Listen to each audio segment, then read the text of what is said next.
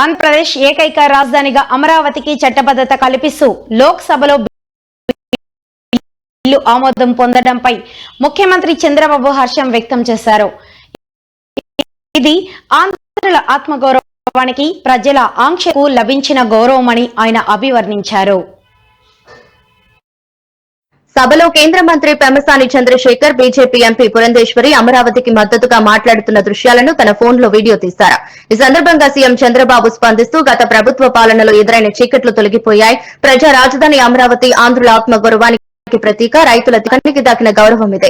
స్వర్ణాంధ్ర నిర్మాణంలో ఇది కీలక మైలురాయి, అమరావతికి అజేయం, అజరామరం అని అన్నారు. రాజధానిని ప్రపంచ పటంలో నిలిపేలా విశ్వనగరంగా తీర్చిదిద్దుతామని పునరుద్ఘాటించారు. ఈ బిల్లు ఆమోదానికి సహకరించిన కేంద్ర ప్రభుత్వానికి ప్రధానమంత్రి నరేంద్ర మోదీ, కేంద్ర హోంమంత్రి అమిత్ షాకు ముఖ్యమంత్రి హృదయపూర్వక ధన్యవాదాలు తెలిపారు. లోక్సభలో బిల్లుకు మద్దతు పలికిన అన్ని రాజకీయ పార్టీలకు ఆంధ్రప్రదేశ్ ప్రజల తరపున కృతజ్ఞతలు తెలిపారు. ఈ నిర్ణయం రాష్ట్ర అభివృద్ధిలో ఒక నూతన అధ్యాయానికి నాంది పలుకుతుందని ఆశాభావం వ్యక్తం చేశారు. ఆర్ఆర్ ట్యాక్స్ పేరుతో కాంగ్రెస్ పార్టీ తెలంగాణను దోచుకుంటుంది.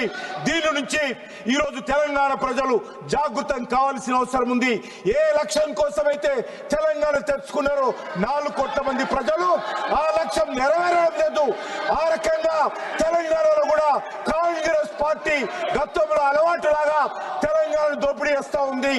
ఈ రోజు తెలంగాణ ఏర్పడిన తర్వాత అప్పుల రాష్ట్రంగా మార్చేశారు. అమరావతి 5 కోట్ల ఆంధ్రుల కలకు పునరుజ్జీవనం. ఇది కేవలం ఒక నగరం పునఃప్రారంభం కాదు, 5 కోట్ల మంది ప్రజల ఆకాంక్షల ప్రతిరూపమైన కలల రాజధాని నవనిర్మాణం. అమరావతి కేవలం రాజధాని మాత్రమే కాదు, ఇది మన ఆత్మగౌరవం, మన భవిష్యత్తుకు పునాది. అమరావతిని కొందరు ఎడారిగా పోల్చారు, కానీ మేము ఒక గ్లోబల్ సిటీని ఊహించాం.